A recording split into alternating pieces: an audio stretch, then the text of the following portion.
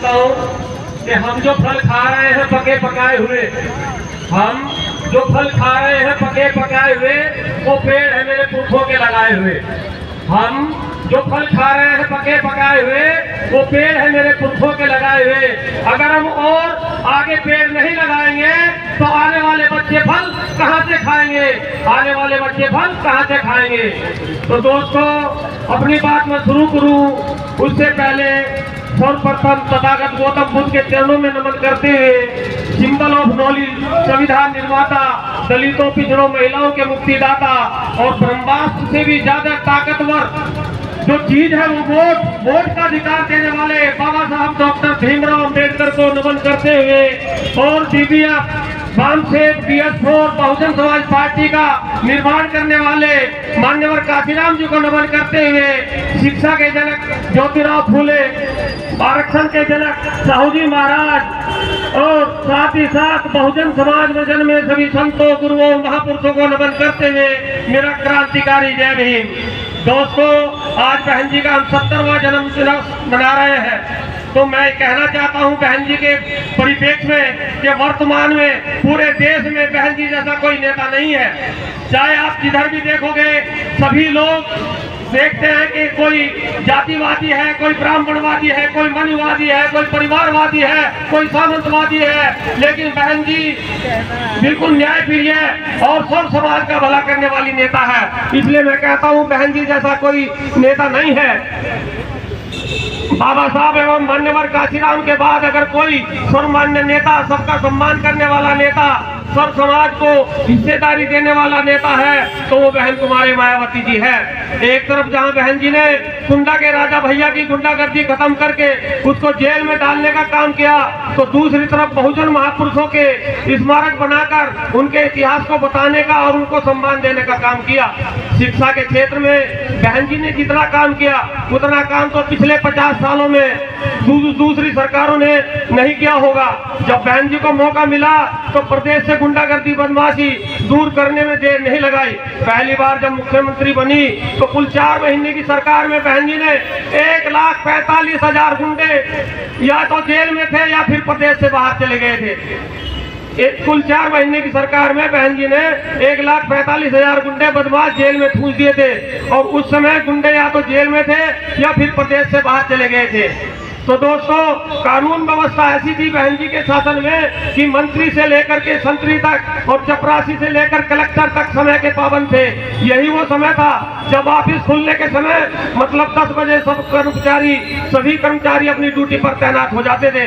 स्वास्थ्य मेडिकल के क्षेत्र में भी बहन जी ने एक ऐसी एम्बुलेंस सेवा चलाई थी जिसमें एम्बुलेंस एक चलता फिरता अस्पताल था, जिसमें डॉक्टर, नर्स, दवाइयाँ आदि सारी सुविधाएं मौजूद रहती थी।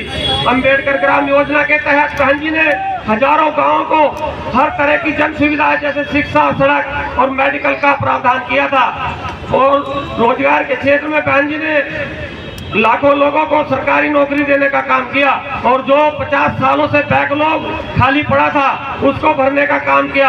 आज भी देश में विभिन्न विभागों में लाखों नौकरियां खाली पड़ी हैं। अगर आप लोग बहन जी को मौका देंगे सरकार बनाने का तो बहन जी फिर खाली पड़ी जगहों को नौजवानों को नौकरी देकर भरने का काम करेंगी।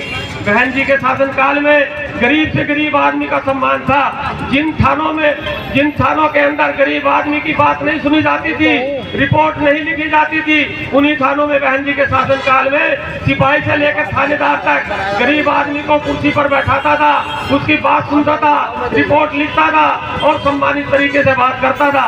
बहन कुमारी मायावती जी का व्यक्तित्व भारतीय राजनीति में एक ऐसी धुरी है जिन्होंने सदियों से हाशिए पर रहे समाज को न केवल आवाज दी बल्कि उन्हें सत्ता के शिखर तक पहुंचाया। अगर बहन जी को देश की सत्ता संभालने का मौका देश की जनता देगी तो याद रखना दोस्तों, देश के लिए विश्व गुरु वाली थ्योरी चरितार्थ हो जाएगी और देश में शिक्षा, स्वास्थ्य, रोजगार की कोई कमी नहीं रहेगी और देश से भय, भूख, भ्रष्टाचार और गरीबी खत्म हो जाएगी।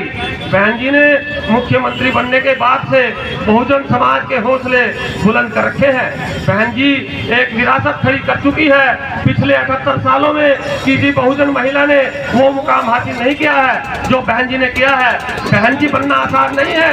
अगर बहन जी बनना आसान होता तो गांव गांव शहर में एक दो बहन जी जरूर मिल जाती।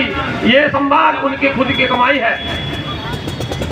वैसे तो विरोधियों में बहन जी को रोकने के लिए बड़े बड़े षड्यंत्र कर रखे हैं, लेकिन बहन जी विरोधियों से डरने वाली नहीं है। और तो और जब विरोधियों को बहन जी को रोकने का कोई उपाय नहीं मिला तो विरोधियों ने अब हमारे समाज से ही ग्रीन टी पीने वाले, सांसद विधानसभा में पहुंचने की लालसा रखने वाले लोगों को ही बीएसपी को नुकसान पहुंचाने के काम के लिए लगा रखा है। क्योंकि मान्यवर काशीराम जी ने पहले ही कहा था कि ये लड़ाई तो हम सदियों पहले जीत जाते, लेकिन अफसोस हम जिनके लिए लड़ रहे हैं वही हमारे समाज के लोग उनकी ढाल बने हुए हैं। इसलिए उन्होंने कहा भी था कि मेरे मरने के बाद नीले गमछे वाले बहुत आएंगे, लेकिन आपको पहचानना होगा कि जिस गमछे पर हाथी का निशान होगा वो गमछा ही हमारा झंडा होगा, हमारा गमछा होगा।